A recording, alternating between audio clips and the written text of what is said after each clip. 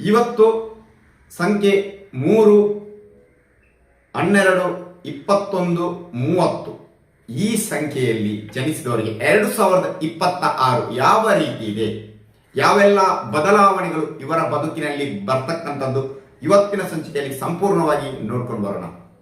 So numerology ಅಂತಕ್ಕಂಥದ್ದು ಕೇವಲ 20-25% ಮಾತ್ರ. ನಿಮ್ಮ ಜಾತಕ ತುಂಬಾ ಇಂಪಾರ್ಟೆಂಟ್. ಯಾಕಂದ್ರೆ ನಾನು ಹೇಳ್ತಕ್ಕಂಥ ಪ್ರಿಡಿಕ್ಷನ್ 100ರಲ್ಲಿ 100 ಜನಕ್ಕೂ ಆಗುದಿಲ್ಲ, ಯಾಕಂದ್ರೆ ಅವರ ಜಾತಕ ಇರ್ತದೆ. ಸೊ ಇಲ್ಲಿ ಬರ್ತಕ್ಕಂಥ ಪ್ರಿಡಿಕ್ಷನ್ ಅಲ್ಲಿ ನೀವು 20% ಆದ್ರೂ ನಿಮ್ಗೆ ಅಪ್ಲೈ ಆಗೇ ಆಗ್ತದೆ.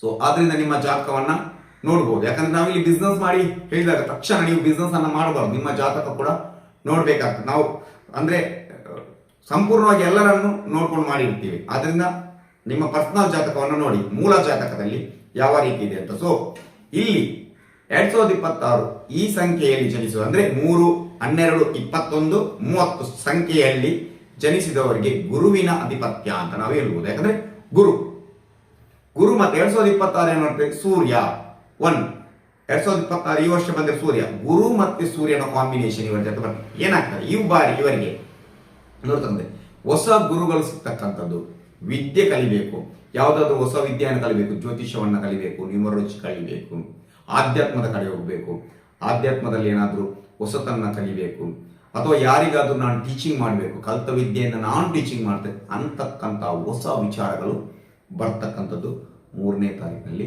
ಜನಿಸಿದವರಿಗೆ. ಸೊ ಈ ಸಂಖ್ಯೆಯಲ್ಲಿ ಜನಿಸುವವರಿಗೆ ಸೂರ್ಯನ ಬಲ ಇರುವುದರಿಂದ ಈ ಬಾರಿ ಎಲ್ಲವೂ ಅದೃಷ್ಟ ತಾನಾಗೆ ಬರ್ತದೆ. ಎಲ್ಲ ಹೊಸ ವಿಚಾರಗಳು ಇವರಿಗೆ ಸಿಗ್ತದೆ, ಹೊಸ ಗುರು ಸಿಗ್ಬೋದು, ಹೊಸ ಮನೆ ಮಾಡುವಂತಹ ಯೋಗ ಕೂಡ ಇವರ ಬದುಕಿನಲ್ಲಿ ಬರ್ತಕ್ಕಂಥದ್ದು ಈ ಬಾರಿ ತುಂಬಾನೇ ಅದೃಷ್ಟ ಬಂದೇ ಬರ್ತದೆ. ತಿಂತಕ್ಕಂಥ ಆಹಾರದ ವಿಚಾರದಲ್ಲಿ ತುಂಬಾನೇ ಜಾಗೃತೆಯಿಂದ ಇರಬೇಕು. ಯಾಕಂದ್ರೆ ಫುಡ್ ಪಾಯ್ಸನ್ ಆಗೋದು ಅಥವಾ ಗ್ಯಾಸ್ಟ್ರಿಕ್ ಸಮಸ್ಯೆ ಬರೋದು, ಹೊಟ್ಟೆಗೆ ಸಂಬಂಧಿಸಿದಂತಹ ಕಾಯಿಲೆಗಳು ಈ ಬಾರಿ ಸ್ವಲ್ಪ ಜಾಸ್ತಿ ಆಗುತ್ತದೆ. ಆದ್ದರಿಂದ ತಿನ್ನುವ ಆಹಾರದ ಕಡೆ ಇವರ ಗಮನ ಇರಬೇಕು. BP ಶುಗರ್ ಇದ್ದವರಿಗೆ ಈ ಬಾರಿ ಸ್ವಲ್ಪ BP ಶುಗರ್ ಹೈ ಆಗ್ತಕ್ಕಂಥದ್ದು. ಆದ್ರಿಂದ ವ್ಯಾಯಾಮವನ್ನು ಮಾಡಬೇಕು. ಸೊ ಸರಿಯಾಗಿ ಮೆಡಿಕಲ್ ಟ್ರೀಟ್ಮೆಂಟ್ ಅನ್ನು ತಗೊಂಡಾಗ ಸ್ವಲ್ಪ ಕಮ್ಮಿ ಆಗ್ಬೋದು. ಮತ್ತು ಗುರುವಿನ ಕ್ಷೇತ್ರಕ್ಕೆ ಹೋಗ್ಬೇಕು. ಈ ತರ ಎಲ್ಲ ಅನುಭವ ಆಗ್ತಕ್ಕಂಥದ್ದು ಎಲ್ಲಾದ್ರೂ ಈ ರಾಘವೇಂದ್ರ ಸ್ವಾಮಿ ಕ್ಷೇತ್ರ ಇರ್ಬೋದು, ದತ್ತನ ಕ್ಷೇತ್ರ ಇರ್ಬೋದು, ಇಂಥ ಕ್ಷೇತ್ರಕ್ಕೆ ಜಾಸ್ತಿಯಾಗಿ ಹೋಗ್ತಕ್ಕಂಥದ್ದು, ಅದು ಕೂಡ ತಂದೆಯ ಜೊತೆ ಹೋಗ್ತಕ್ಕಂಥದ್ದು ತುಂಬಾ ನೋಡ್ಬೋದು. ತಂದೆಯಿಂದ ಸಪೋರ್ಟ್ ಸಿಗ್ತಕ್ಕಂಥದ್ದನ್ನ ನಾವು ಇಲ್ಲಿ ಕಾಣಬಹುದು. ಈ ತಾರೀಕಿನಲ್ಲಿ ತಂದೆಯ ಸೊ ಮ್ಯಾರೇಜ್ ಲೈಫ್ ಹೇಗಿರ್ತದೆ, ಮ್ಯಾರೇಜ್ ಲೈಫ್ ಅಲ್ಲಿ ಕೂಡ ಹೊಸ ಬದಲಾವಣೆ, ಸ್ವಲ್ಪ ಈಗೋ ಬಂದ್ರೆ ಕೂಡ, ಈಗೋ ಕ್ಲಾಶಸ್ ಬಂದ್ರೆ ಕೂಡ ಸೊ ಹೊಂದಾಣಿಕೆ ಇರ್ತದೆ. ಮದುವೆ ಆಗದವರಿಗೆ ಈ ಬಾರಿ ಗುರುಬಲ ಕೂಡಿ ಬರಲಿದೆ, ಮದುವೆ ಆಗುವಂತಹ ಚಾನ್ಸಸ್ ತುಂಬಾನೇ ಇದೆ. ಸೊ ಆರೋಗ್ಯದಲ್ಲಿ ಹೇಳಿದ್ದೇನೆ. ಅದೇ ರೀತಿ ಯಾರಿಗೆಲ್ಲ ಮಕ್ಕಳಾಗಲಿಲ್ಲ, ಸಂತಾನ ಭಾಗ್ಯ ಇರಲಿಲ್ಲ, ಈ ಬಾರಿ ಸಂತಾನ ಯೋಗ ಕೂಡ ಈ ವರ್ಷ ಇವರಿಗೆ ಇದೆ. ನಿಮ್ಮ ಜಾತಕ ತುಂಬಾ ಇಂಪಾರ್ಟೆಂಟ್ ಆಗಿರುತ್ತೆ. ಮನೆ ಕಟ್ಟುವವರಿಗೆ ಮನೆಯ ಭಾಗ್ಯ ಕೂಡ ಈ ಬಾರಿ ನಿಮಗೆ ಬರಲಿದೆ. ಯಾಕಂದ್ರೆ ಸೂರ್ಯ ಮತ್ತು ಗುರು ಕೂತಾಗ ಅಲ್ಲಿ ಕಾಂಬಿನೇಷನ್ ತುಂಬಾನೇ ಚೆನ್ನಾಗಿರ್ತದೆ. ಸೊ ಏನ್ ಮಾಡಬೇಕು, ನಿಮ್ಗೆ ಅದೃಷ್ಟ ಬರಬೇಕಿದೆ, ಏನಾದ್ರೂ ಅಡೆತಡೆಗಳಿದ್ರೆ ಯಾವ ಪರಿಹಾರವನ್ನು, ಅಶ್ವತ್ಥ ಪ್ರದಕ್ಷಿಣೆಯನ್ನು ಮಾಡಬೇಕು.